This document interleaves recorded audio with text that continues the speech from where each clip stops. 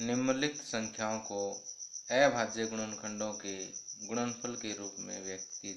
Part first 140, second part 156, third part 3825, fourth part 5005, fifth part 7429।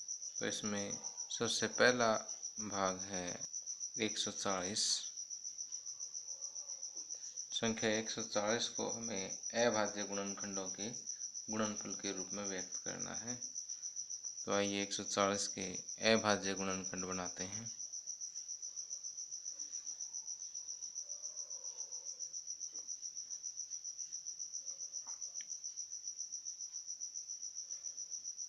दो तीन 6 और 2 5 10, 5 7 35।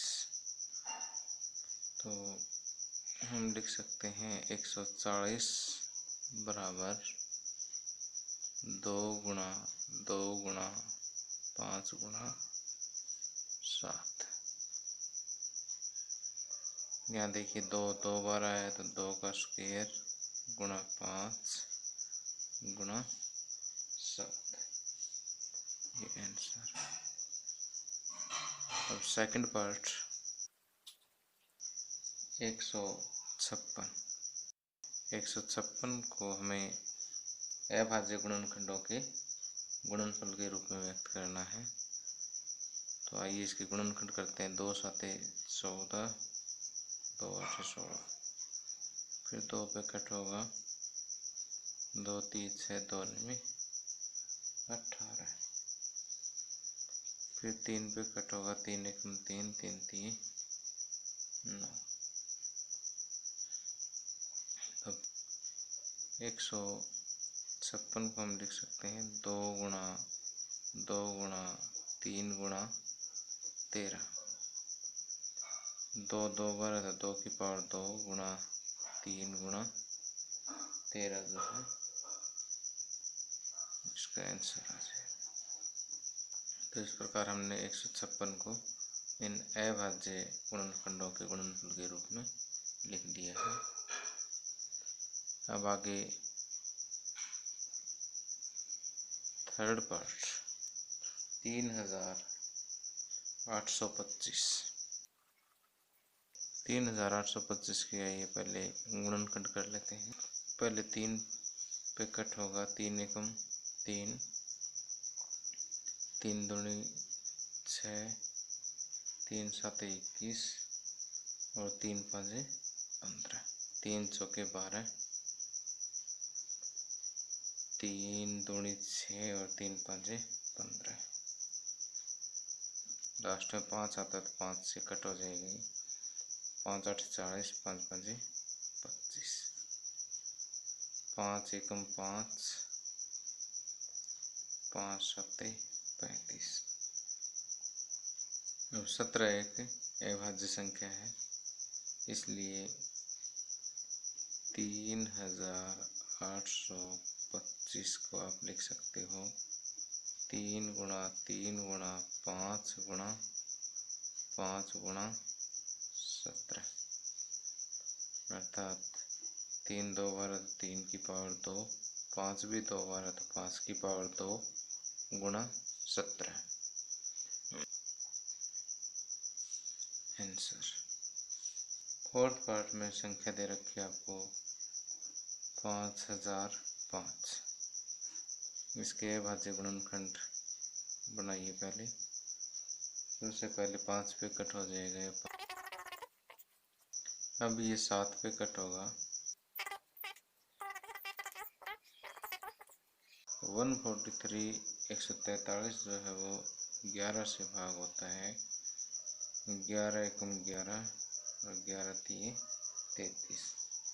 13 एक अभाज्य संख्या है, तो आप 5005 को लिख सकते हैं 5 गुणा 7 गुणा 11 गुणा 13।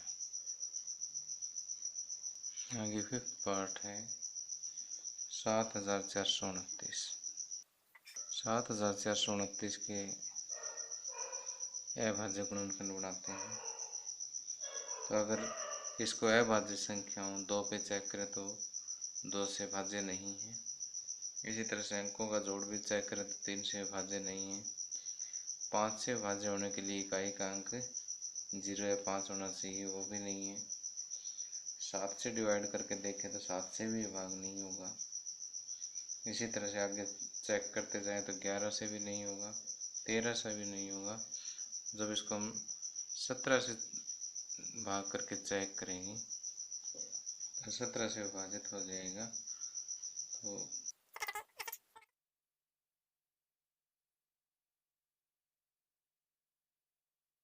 उसके बाद ये संख्या 19 पे कट होगी। अब देखिए 23 यहाँ पर अभाज्य संख्या है, तो 7429 को हम लिख सकते हैं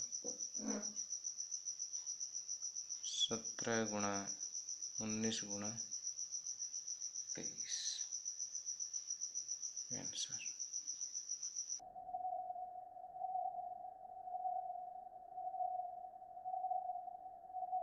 आगे प्रश्न 2, पूर्णांकों के निम्नलिखित युग्मों के HCF और एलसीएम ज्ञात कीजिए तथा इसकी जांच कीजिए कि दो संख्याओं का गुणनफल बराबर HCF गुणा एलसीएम। फर्स्ट पार्ट है 26 और 91, सेकंड पार्ट 510 और 92, थर्ड पार्ट 336 और 54। तो आइए फर्स्ट पार्ट को हल करते हैं। ये है 26 और 91। तो यहाँ पहले 26 और 91 का हमें एलसीएम और एचसीएफ ज्ञात करना है। उसके बाद इन दोनों संख्याओं का गुणनफल एचसीएफ गुणा एलसीएम के बराबर सिद्ध करना है। तो इनका एचसीएफ और एलसीएम निकालने के लिए आइए सबसे पहले 26 और 91 के गुणनखंड बनाते हैं। 13 दूनी 26 और 91 को 7 गुणा 13। तो 26 को हम लिख सकते हैं 2 गुणा 13 और 91 को लिख सकते हैं 7 गुणा 13।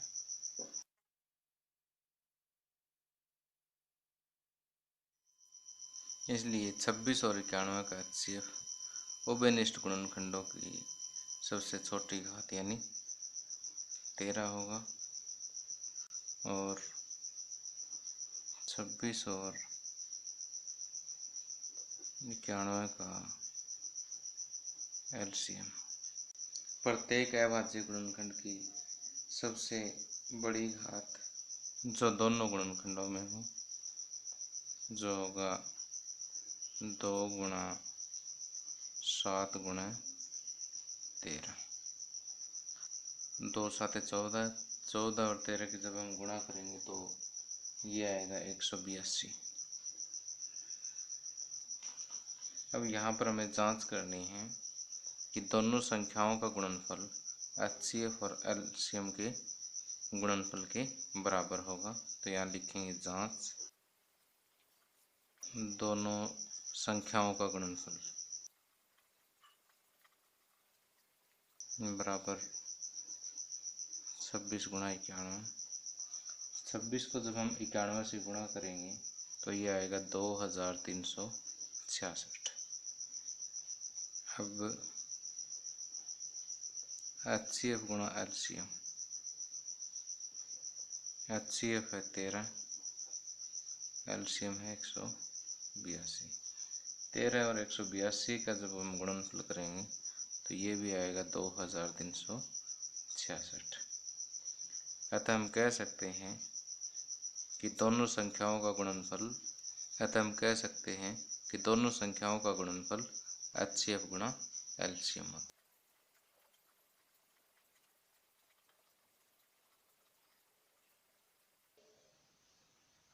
आगे पार्ट सेकंड।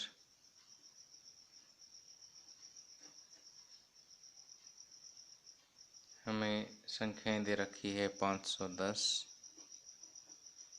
और 92। तो पहले इनका HCF और LCM ज्ञात करना है। उसके बाद फर्स्ट पार्ट की तरह से हमें जांच करनी है कि दोनों संख्याओं का गुणनफल दोनों HCF और LCM के गुणनफल के बराबर होता है। तो सबसे पहले HCF और LCM निकालने के लिए दोनों संख्याओं के अभाज्य गुणनखंड करते हैं।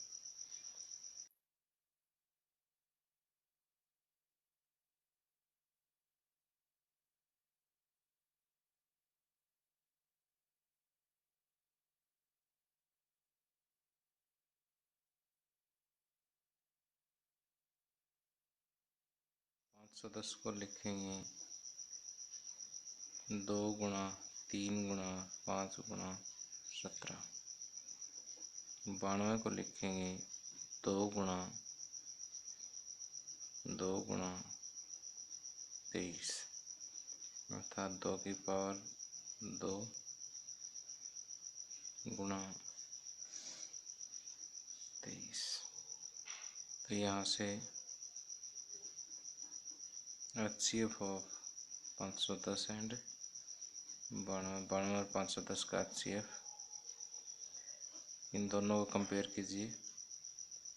उभयनिष्ठ गुणनखंड है 2 और इनकी छोटी घात है 1, तो 2 पावर 1 अर्थात 2 हो जाएगा इनका HCF। और LCM 510 और 92 का LCM जो है प्रत्येक अभाज्य गुणनखंड की सबसे बड़ी घात जो दोनों संख्याओं के अभाज्य गुणनखंडों से संबंधित हो। जैसे यहाँ 2 की पावर 2 गुणा 3 गुणा 5 गुणा 17 गुणा 23। जब हम इनके गुणा करेंगे तो ये आएगा 23,460। अब इसकी जांच करते हैं।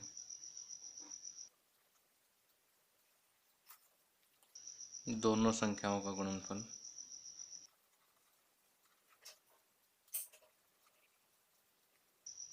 बराबर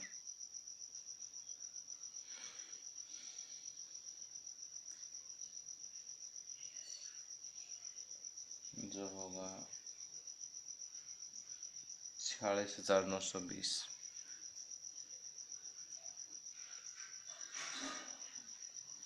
और HCF गुणा LCM बराबर 2 गुणा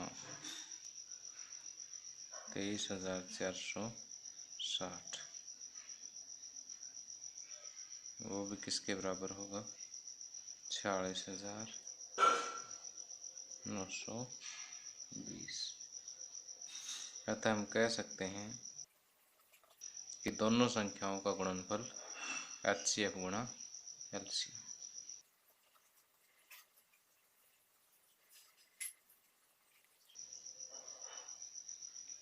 अब थर्ड पार्ट है 336 और 54। इन दोनों का हमें HCF और LCM ज्ञात करना है, इसलिए पहले दोनों संख्याओं के अभाज्य गुणनखंड करते हैं।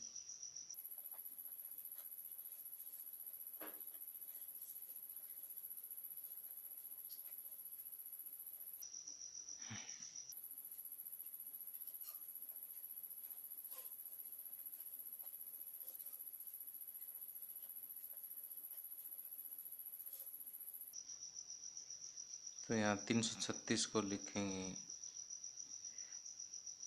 2 गुणा 2 गुणा 2 गुणा 2। 2 कितनी बार है 1 2 3 4, 2 पावर 4 गुणा 3 गुणा 7।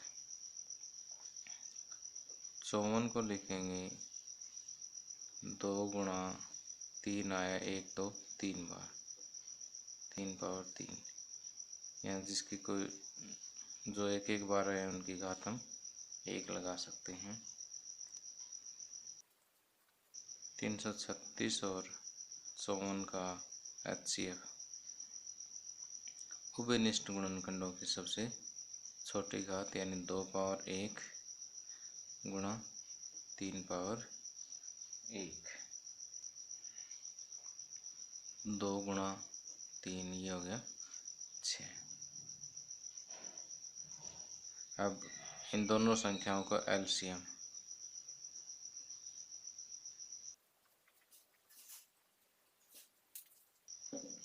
होगा प्रत्येक अभाज्य गुणनखंड की सबसे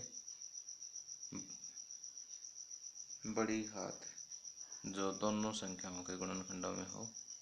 तो यहाँ अभाज्य गुणनखंड की 2 की सबसे बड़ी घात 4 है, 3 की सबसे बड़ी घात 3 है और एक अभाज्य गुणनखंड 7।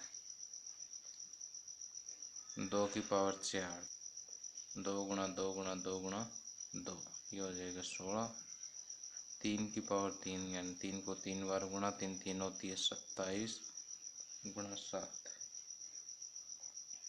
तो ये आ जाएगा 3024।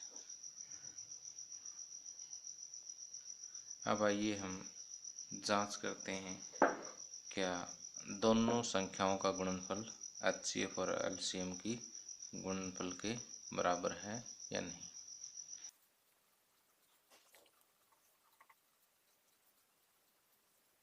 दोनों संख्याओं का गुणनफल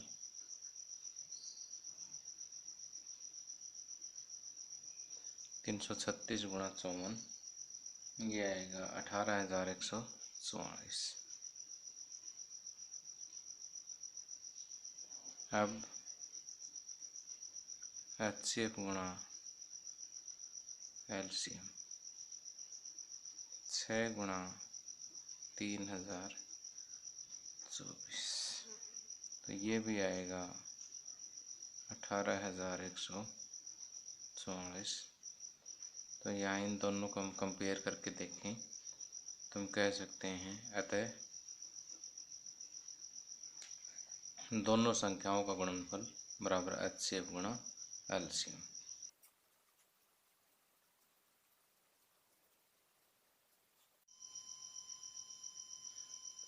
आइए सबसे पहले इसका फर्स्ट पार्ट हल करते हैं। यहाँ हमें 12, 15 और 21 तीन संख्याएं दी हुई है। इनका हमें HCF और LCM ज्ञात करना है। तो HCF और LCM ज्ञात करने के लिए सबसे पहले इनके अभाज्य गुणनखंड करते हैं।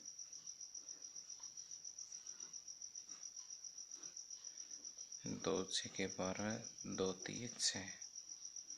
15 के अभाज्य गुणनखंड 3 5 15 और 21 के अभाज्य गुणनखंड 3 7 21। तो हम 12 को लिखेंगे 2 पावर 2 गुणा 3।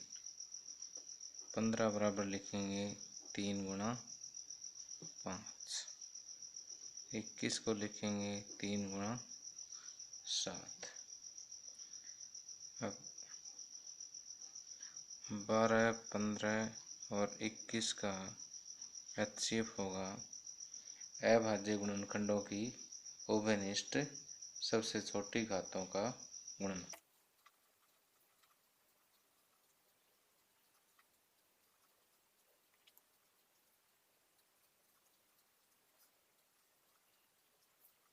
अब देखिए यहाँ उभयनिष्ठ गुणनखंड कौन सा है, 3 और 3 की घात कितनी है 1। तो 12, 15 और 21 का HCF कितना होगा 3 होगा। अब LCM और 12, 15, 21 12, 15 और 21 का LCM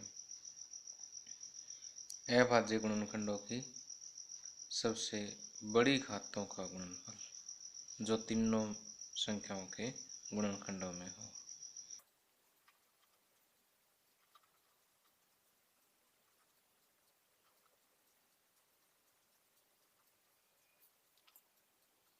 सबसे बड़ी घात, जैसे 2 की सबसे बड़ी घात 2 है, 3 गुणा 5 गुणा 7, तो यह आ जाएगा 4 गुणा 3 गुणा 5 गुणा 7, 4 3 12 5 60, 7 420।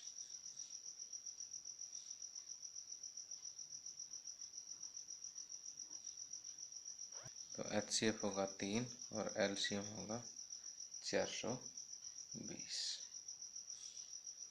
सेकंड पार्ट में हमें 3 संख्याएं दी हुई हैं, 17, 23 और 29। यहाँ से हम देख रहे हैं कि तीनों ही अभाज्य संख्याएं हैं, इसलिए इनके गुणनखंडों को हम इस तरह से लिख सकते हैं। 17 बराबर 17 गुणा 1, 23 को लिख सकते हैं 23 गुणा 1, 29 को लिख सकते हैं 29 गुणा 1।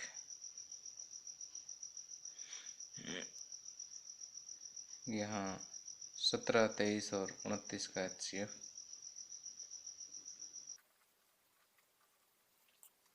अभाज्य गुणनखंडों की उभयनिष्ठ सबसे छोटी घातों का गुणनफल।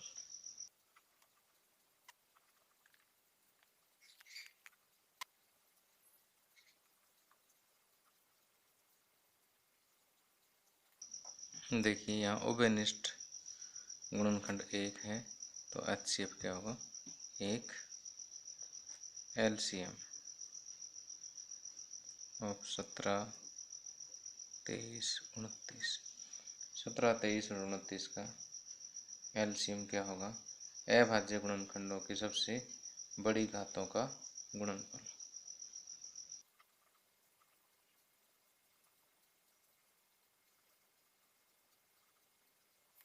तो यहाँ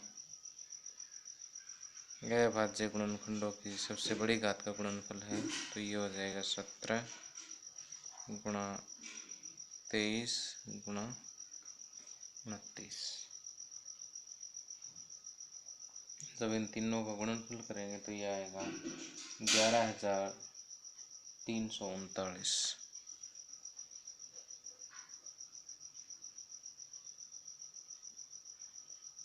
HCF होगा 1 और LCM होगा 11,339। आगे थर्ड पार्ट में हमें 3 संख्याएं दे रखी है, 8, 9 और 25।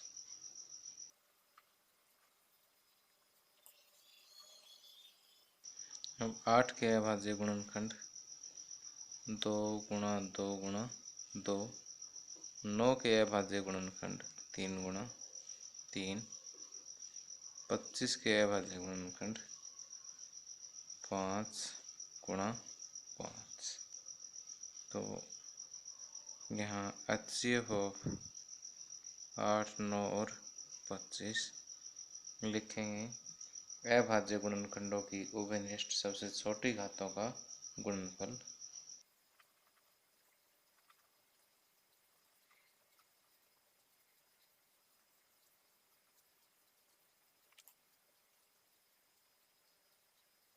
देखिए यहाँ पर एक तो सभी संख्याओं का गुणनखंड होता ही है, बाकी तो कोई उभयनिष्ठ इसमें है नहीं, इसलिए उभयनिष्ठ क्या होगा संख्या 1 होगी। और LCM 8, 9 और 25 का LCM क्या होगा अभाज्य गुणनखंडों की सबसे बड़ी घातों का गुणनफल।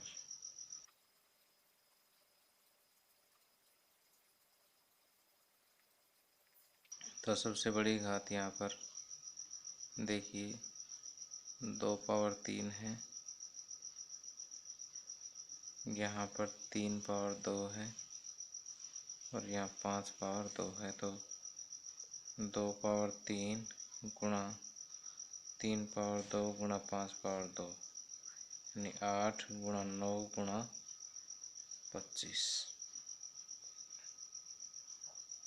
जब हम इन तीनों संख्याओं की गुणा करेंगे तो यह आएगा 1800। इसलिए 8, 9 और 25 का एलसीएम आएगा 1800 और एचसीएफ होगा 1।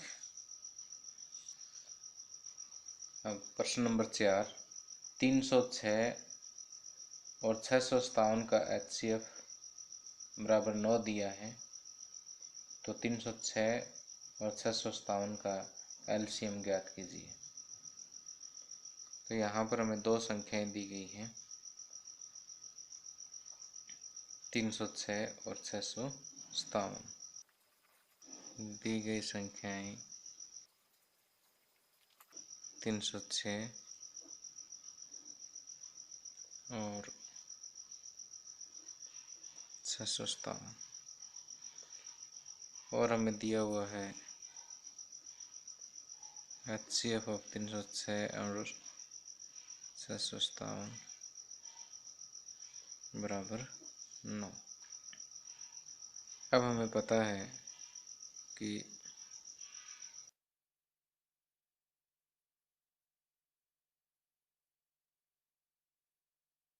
दो संख्याओं के लिए फार्मूला लगता है, इसलिए हम कह सकते हैं कि दो संख्याओं का एचसीएफ गुणा एलसीएम उन दोनों संख्याओं के गुणनफल के बराबर होता है। तो यहाँ से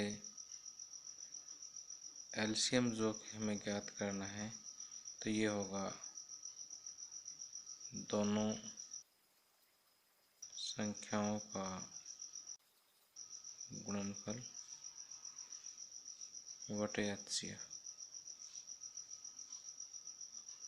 तो यहाँ पर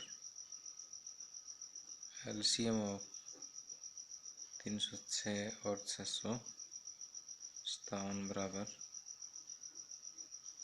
306 गुणा 657 दोनों संख्याओं का गुणनफल बटे एचसीएफ ऑफ 306 गुणा 657।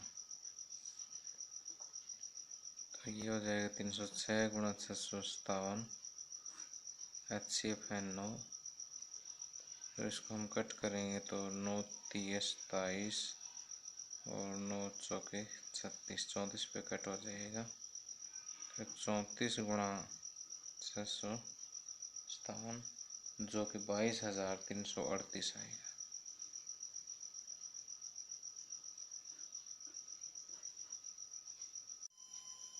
आगे प्रश्न 5, जांच कीजिए कि क्या किसी प्राकृत संख्या n के लिए संख्या 6 पावर n अंक 0 पर समाप्त। हम जानते हैं कि कोई भी धनात्मक प्राकृत संख्या जो शून्य पर समाप्त होती है वह 5 से विभाज्य होती है।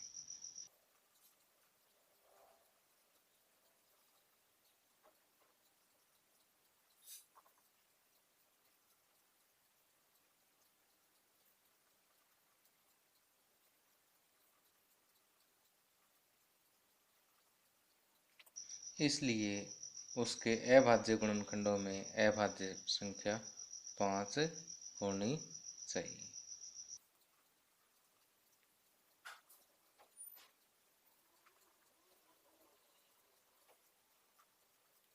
अब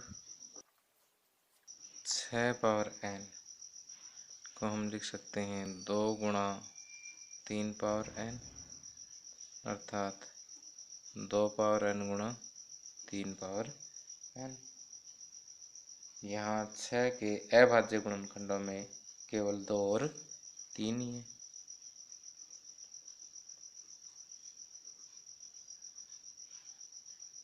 यहाँ 6 पावर n के अभाज्य गुणनखंडों में केवल 2 और 3 है। अब गणित की आधारभूत प्रमेय के अनुसार ये गुणनखंड अद्वितीय है, अर्थात 2 या 3 के अलावा और कोई गुणनखंड नहीं हो सकता। अब अंक गणित की आधारभूत प्रमेय के अनुसार ये गुणनखंड अद्वितीय है।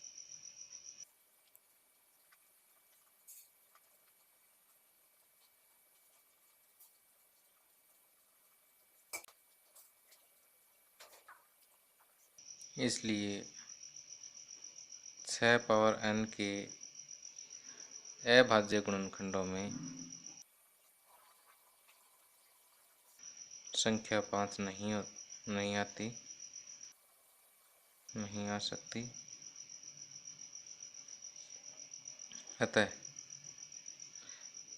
6 पावर n किसी प्राकृत संख्या n के लिए शून्य पर समाप्त नहीं हो सकती।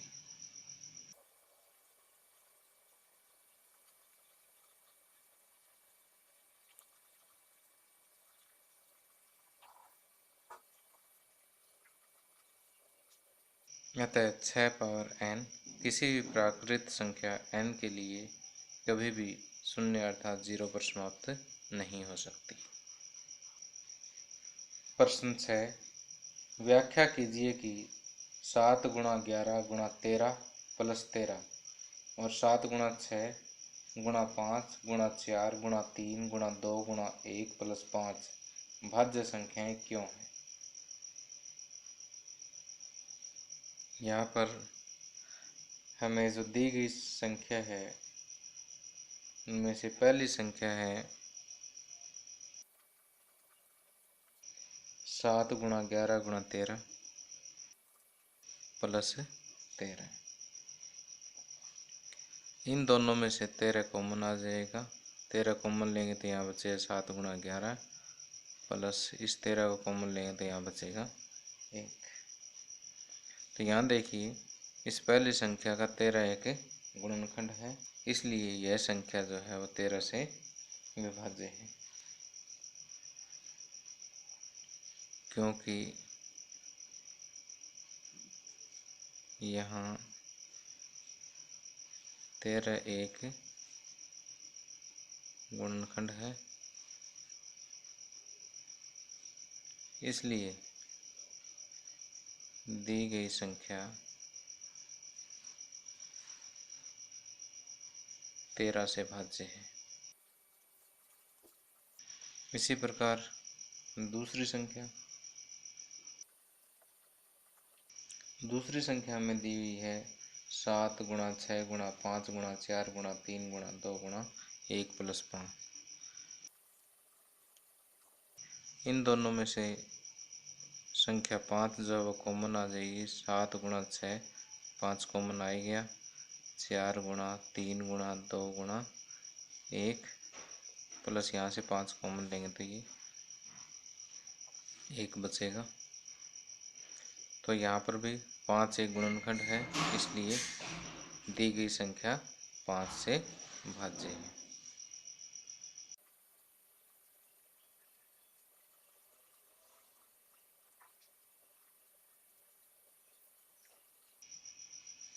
क्योंकि यहाँ 5 एक गुणनखंड है, इसलिए दी गई संख्या 5 से भाज्य है। अतः हम कह सकते हैं कि 7 गुणा 11 गुणा 13 प्लस 13 और 7 गुणा 6 गुणा 5 गुणा 4 गुणा 3 गुणा 2 गुणा 1 प्लस 5 दोनों भाज्य संख्याएं।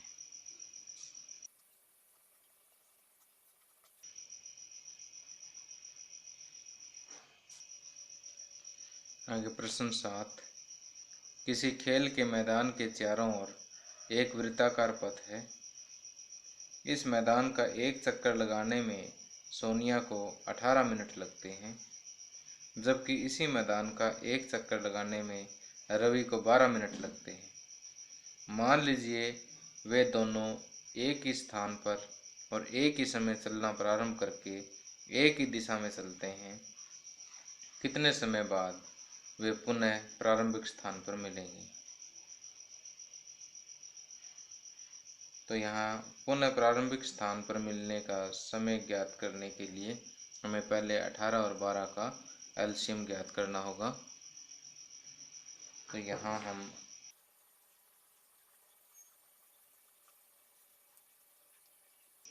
यहाँ हम 18 और 12 का एलसीएम ज्ञात करेंगे। तो 18 के अभाज्य गुणनखंड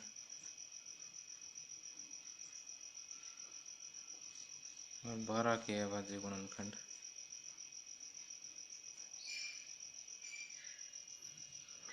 18 को हम लिखेंगे 2 गुणा 3 पावर 2 और 12 को लिखेंगे 2 पावर 2 गुणा 3।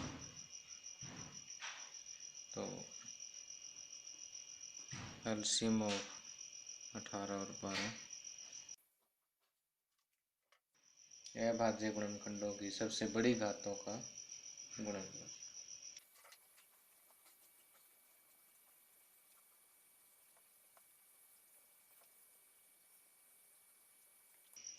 अर्थात 2 पावर 2 गुणा 3 पावर 2 4 गुणा 9